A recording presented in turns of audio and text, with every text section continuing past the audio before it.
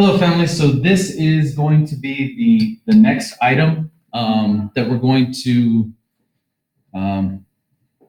address, I guess, and accentuate the negative. So understanding, adding, and subtracting negative numbers. So I know the last assignment we did was 1.1. We're skipping ahead to 1.4. Excuse me. This is in accentuate the negative in the red textbook. So this is using a chip model to help understand how to add and subtract negative numbers. I'm going to go over this really briefly. I want you to think about any time that the phrase, in the black, and actually that's where Black Friday gets its name. It's where businesses earn enough money that they have become profitable for the year. So they have more money available to spend on things other than just their debts. So in this case, we use the term in the black to mean we're in positive territory, or in the red to mean that we're negative territory. And we're introduced to the student Tate, who owes his sister $6 for helping him cut the lawn. And that means he's in the red, $6. So he has negative $6 available. And he earns $4 delivering paper. Is Tate in the red or in the black? In this case, Tate is going to be in the red. He owes more money than he has available to pay back. Therefore, his resulting value is still negative. So we're going to see how this shows up in the problem using the chip model. And this is a chip model. So to solve the problem, Julia uses red and black chips to represent positive and negative dollars. Black chips are $1 worth of income. Red chips are $1 worth of expenses. And in solving this model, she comes up with this number sentence. -6 plus 4 is -2. And she's using this to show that Tate is in the red, or -$2. So we're asked a couple questions, and this is what I would ask your student in class. Why do you think Julia concluded that -6 plus 4 is -$2? You might explain that by saying if he owes his sister $6 and pays her back 4, the sister is still going to expect $2 more to be paid. Is there, what is another way we could show the total of value of -2 on the chipboard? We would show that by maybe eliminating some of the chips. So I'm going to make this a little bit bigger. Sure. So if we actually showed everything that was paid off, so I want you to just take a quick look at how I did that. What I did is I covered up one red chip, three other red chips, total of 4, all 4 black chips. And we could still see that if we covered up 4 of each, that we would see on the chipboard -2. So we don't need all of those chips to show -2. And the reason I can take out 4 of each is going to become apparent here in a bit.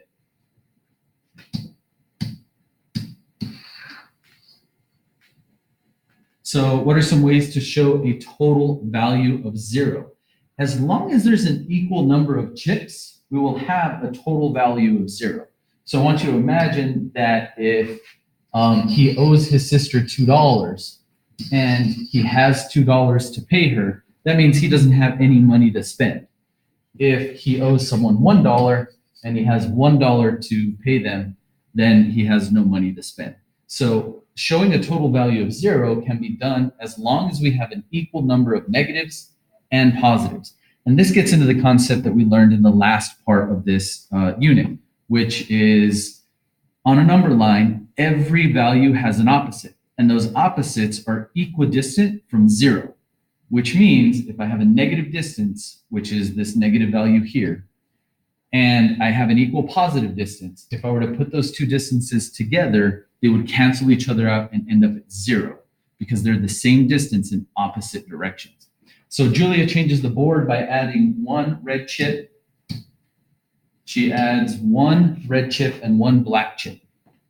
So she's going to add 1 red chip, and then she's going to add 1 black chip. And we're asked how much has she changed the total value. Hopefully we can see that the total value is not changed at all. So if the brother has 5 chips to spend and he pays back a total of 5 chips, there are still 2 negative chips on the board. What groups of red and black chips can you add to the board that will not change the total value? As long as you add chips in pairs, it doesn't change the value at all. We just saw that by adding one red, one black.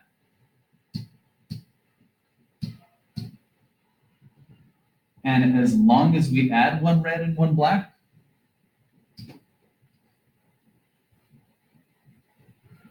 so as long as we add them in pairs, so if I add another black here and another black here, and I add another red here and another red here, it's still going to be worth 2 because they're just going to cancel each other out. Every time I add one red and then I add another black, that negative cancels out the positive.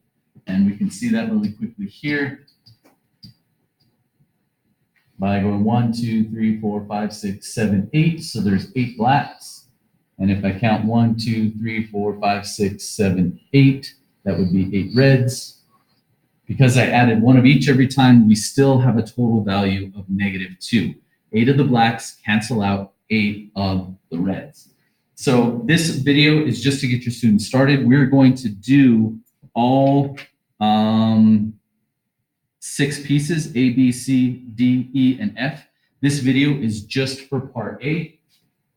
And so let's get to it. So part A, we're given this chipboard that's on page 18, and we're asked several questions. 1, we need to write a number sentence to show the total value for every move.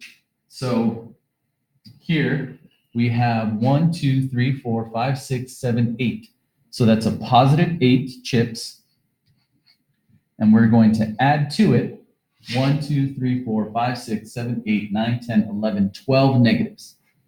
So we're going to add a -12 to a positive 8, and that will give us a -4. We can prove that really quick by just eliminating 8 of these reds that would match up with 8 of these blacks. So 8 reds would be right here. If these get canceled out by all 8 of these, we're left with 4 negatives. So a positive 8 plus a -12 is a -4. All right. The next question that we're asked is, what happens if we add 5 black chips? So we're going to go ahead and add 5 black chips.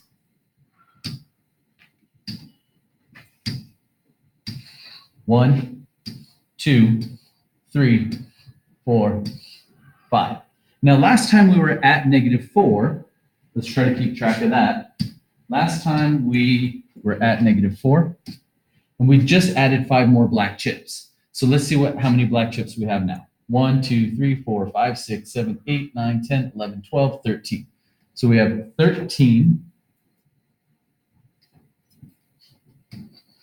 positive 13, and we're going to add, we still have our -12, -12, and let's see, this kind of is just 13 of these chips. We have more black than we have red, so we're going to cancel out 12 black chips, and we'll be left with 1.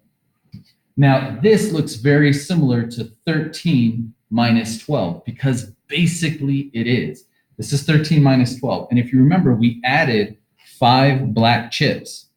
So we have another little side problem here. This is not part of the classwork being expected, just this is.